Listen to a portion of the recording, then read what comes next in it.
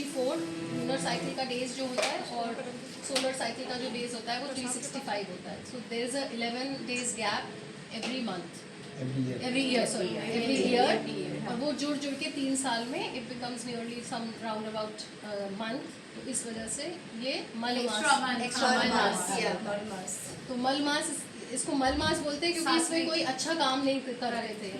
And as every month has a deity preceding it जिसकी पूजा करते हैं उस मंथ में. सो मल मास का कोई देवता या देवी नहीं था. So everybody went to Vishnu ji and say कि none of the deities, कोई भी deity इसको मानने को नहीं तैयार है या अपना नाम देने को नहीं तैयार है. तो कृष्णा जी ने, विष्णु जी ने basically he gave his own name to the month. That is why it is called as Purushottam month. That is why it is called as Purushottam month, because he gave it his name. And it is very auspicious to do whatever you spiritually do. Spiritually upgrade, purify yourself. Purify. So that's or why rejuvenate yourself. regenerate yourself. So that is why we are here, and thank you for hosting us, Amrita Mataji. Thank you, आप लोग आए. That's Yeah. And I'm very upset I'm not able to sing. That's okay. That's okay. Not for this. I'm having a severe medical problem. Okay. Yeah. I'll discuss with you later. Yeah, so I'm very upset, That's but okay. I'm really liking you people are here. It was good that you had harmonium today. Huh? I knew you had harmonium and you would be playing it, so I was not worried about the kirtan today. Okay, kirtan will go on. So we also in this we do the kirtan and we do a short story of Bhagavatam if you are willing to. Yes. So it's I'm not very great speech or a speaker. Doesn't matter. So but I have chosen the topic as gopis attracted by the flute of Krishna. And this is in Srimad Bhagavatam, Canto 10, Chapter 21. So it is scripted. What I am talking is scripted. I am not talking from my own. And the name that has been given to this chapter is Venu Gita. So Venu is the name of one of the basuris of Shri Krishna. And this has total of 20 verses in it. And in this verse, basically, gopis talk about 3 or 4 things, like about the beauty of Krishna, how the nature responds when it hears the song of Krishna, and how because of that hearing of that sound, they have a yearning and a longing to see the Lord and to be with the Lord, and also the austerity that the flute has gone through to be always in association with Krishna. Like even the idol has that association of Basuri, and Krishna is not like we haven't seen Krishna without a Basuri. That is the role of Basuri in his life. And Sri Prabhupada ji also says in like in Bhagavatam, he has also mentioned that the original form of the Lord is Dvivija, that is 2 hands. He has 2 hands, the original hands. And he is also called as Murlidhar, the Lord with 2 hands who is playing the flute. What is the name of the Lord? Murlidhar. And why it is called as so? Because For the flute. For the flute. So now coming to these verses teaches us how the gopis when they were telling about, when they were talking in the verses, were in actually a samadhi state of nishkam prem. Nishkam is with unconditional, basically unconditional love towards the Lord. And it teaches us how we should actually respond to the calling of the God, because that is our original nature. That is how we are, and we have forgotten that identity. So when the God is calling us towards the identity, how the nature, how the gopis respond to it is in the same way they are asking us to respond. So the first thing that they talk about is the nature.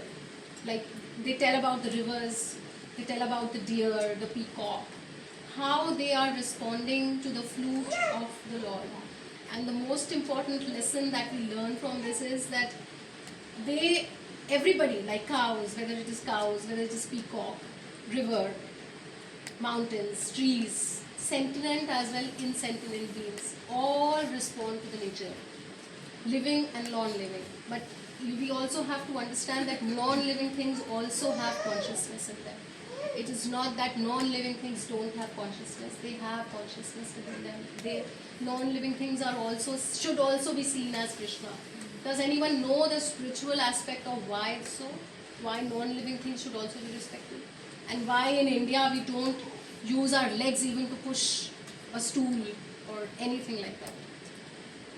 So the main reason is basically when we start responding to non-living things in a harsh manner by pushing it through the leg or just throwing it away, that gets into the subconscious mind. And that's how we start playing with the living beings.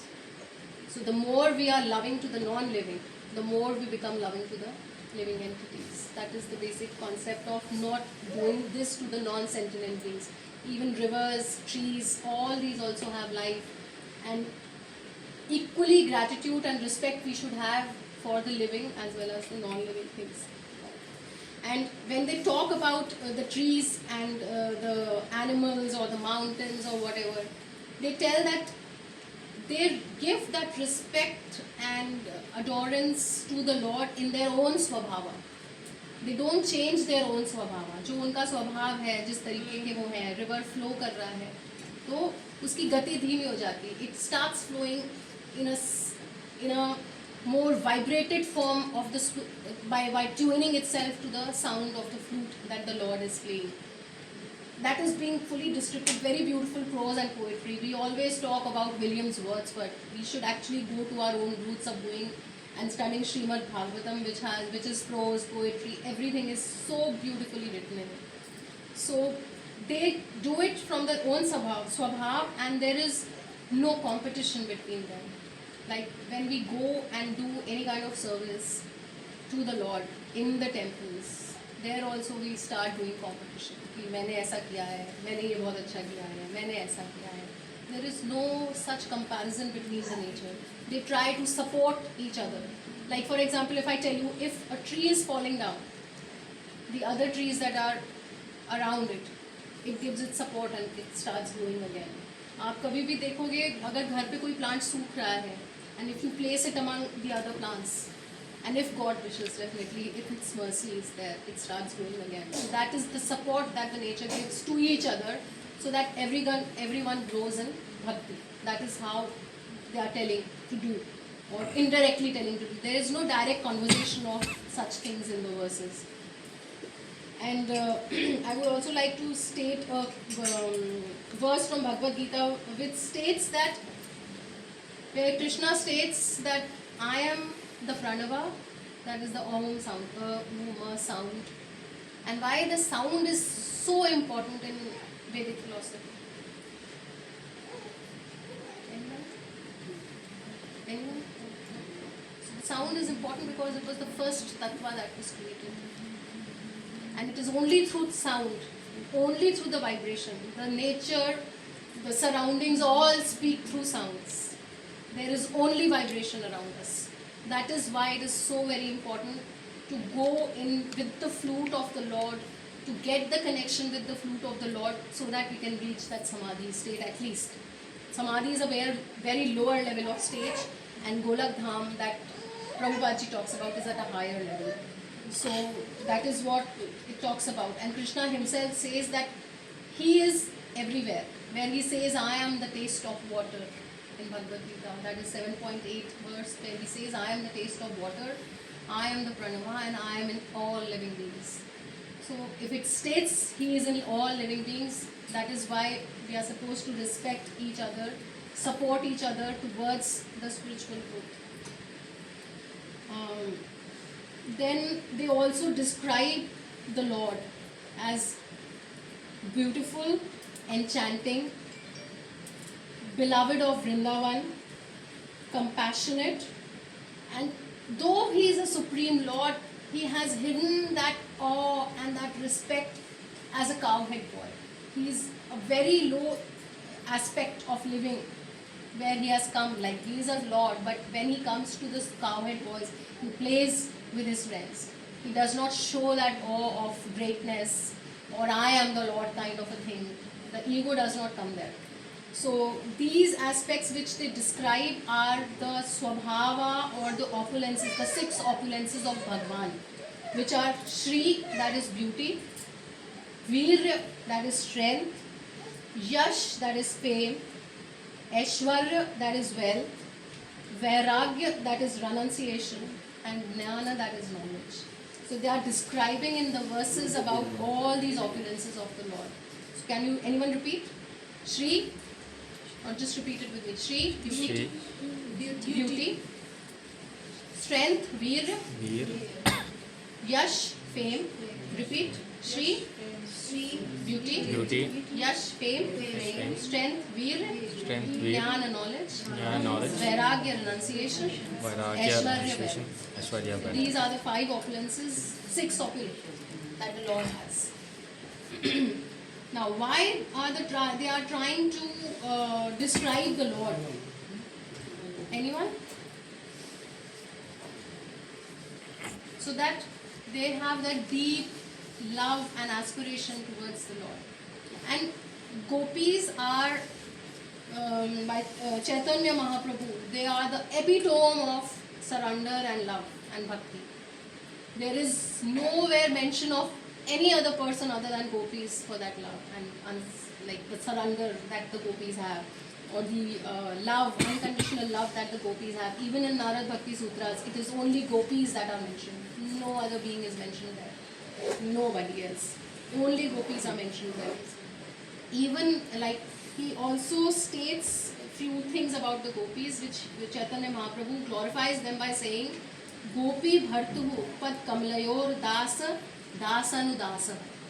So, coming back to ISKCON represents the Dasya Bhav of this, where Chaitanya Mahaprabhu says that I am the servant of the servant of the servant of the servants of the Lord. So we are not even the direct servant, we are servants of the Lord. So he says then, we are the servants, we are serving the Lord, whose beloved is the gopis. Like gopis' beloved is Lord, and we are serving that Lord. Through whom, by whom, not directly, but by serving the servants of the servants of the servants of the servants. That is what he is trying to say here. And another verse that he shares is Ramya Kanchit Upasana Vraj Vadhu Vargane Ya Kalpita. That here he says that the better mode of worship than that which was conceived by the Vrajavadhus. There is no mode of devotion except the Vrajavadhus. That is the place where gopis are. So we should try to understand their mood of love and affection that they had for the Lord, to understand that samadhi concept of, and they basically took the form of ragana bhakti, which is spontaneous in the sense you don't have to think to the mind that, okay, like if for example if you come to bhakti center, you keep on thinking what service should I do, what service should I do, कि मैं ये करूँ या मैं ये करूँ. That is through the mind. It is always through the mind. But the devotion and the bhakti that the gopis had, it is always spontaneous, continuous and spontaneous. And that is what bhakti is. If you are talking about bhakti, it cannot break. That's why it is spontaneous and continuous. So gopis had that kind of continuation and spontaneous in love, because of which they have been given the highest epitome of love. And Nishkam Prem that I already told, and even though they left their households and went to Krishna's flute sound, they are not, that bhava is called as parakya bhava, where that is whatever they did, it was not in the normal parallels of what we do or how we do it. They were in the samadhi state, and in that samadhi state they went. So we cannot compare ourselves with the gopis कि उन्होंने ऐसा किया तो हम भी ये कर सकते हैं, because we are not in that state. Samadhi state is a very different state where you are actually tuned in with the Lord directly. And they also in these verses describe about Govardhan Hill and the footsteps of Vrindavan, where the Lord's feet, they don't talk about the face, they don't talk about the hands, they talk about the feet of the Lord, where these places have touched the feet of the Lord. And that's why even the mitti of Govardhan for the Brijvasis and for the Vrindavan people is more important than the form of the Lord itself, because he has touched those spaces. And we should be so very grateful that we are from India. I'm seriously saying that we are a part of culture where Krishna was born himself and where he stayed and where we should actually go and stay. And in conclusion, I would just want to say one more verse from Gita which talks about that always remember me, where Krishna says, if you always remember me, you do anything, whatever work you want to do, whatever way you want to do it, just remember me. Just by remembering me, you will come to me. Just remember. It is very simple. And also in Bhakti he states that पुष्पम फलम तोयम, पुष्प फल पत्ता, सिर्फ ये चीज़ें भी अगर आप ऑफर करते हैं तो आप भक्ति में पूर्ण हैं, क्योंकि आपका भाव वैसा होना चाहिए. So he's telling, by this verse he's telling that bhakti is very easy. You don't have to do high scholarly jobs or you have to prepare a lot of things or anything. Only the bhava of what you have is how you should worship him. I don't want to take a longer duration because the attention span goes away. So that is what I have to say to you. So we cannot be gopis, but then we can always aspire and try to be in that state of love and devotion towards the Lord, because we are the servant of the servants of the servants. And yes, one more thing, Hare Krishna mantra that we are talking about has not been given by ISKCON. It was basically given by Kali Santan Upanishad. And the mantra, actual mantra was Hare Ram, Ram Ram, Hare Hare, Hare Krishna, Krishna Krishna, Hare Hare. But now, why Chaitanya Mahaprabhu changed it? The reason being, he changed it to Hare Krishna, Krishna Krishna, Hare Hare, Hare Ram, Ram Ram, Hare Hare. The reason was Hare Ram, Ram was given by Vedas, which had certain principles. Before you come to a particular stage, you were not allowed to recite those mantras. And the and the Brahmins initially tried to misuse the mantra by telling that Shudras cannot do it, they cannot do it, ladies cannot do it, X, Y, Z. They cannot do it. So Mahaprabhu wanted it to be a unanimous. So to bring it to the public and to bring it to the people, he changed it. And he said now everyone can chant it because it is not from the Vedas. And Chaitanya Mahaprabhu is Krishna himself in the Hridani Shakti. Hridani Shakti is the most potent and the own Shakti of Krishna without any diversifications. And that is why Hridani Shakti created Radharani. And he came as Krishna in the mood of Radharani, because in the mood of Radharani, the amount of happiness that one has. So there are many kind of bhavas. In the 9 kind of bhavas, but the 2 most important are Dasya Bhav and Madhurya Bhav. Narad Bhakti Sutras, again I am not talking from my own. So Narad Bhakti Sutra states that there are 2 bhavas which are the most important, that is Dasya and Madhurya. Dasya is ISKCON because we are Das, as Chaitanya Mahaprabhu says, and Madhurya Bhav is Radharani's Bhav. We cannot even touch that Bhav. So that Hridani Shakti that we are talking about is the Madhurya Bhav of Krishna, and where Chaitanya Mahaprabhu represents that bhav. And gopis also had that bhav. And gopis are basically the diversions of Radharani. Radharani is the diversion, not the incarnation, but the main Shakti of Krishna, and through those Shaktis the other gopis were created. And that is why they are direct in relation with Krishna.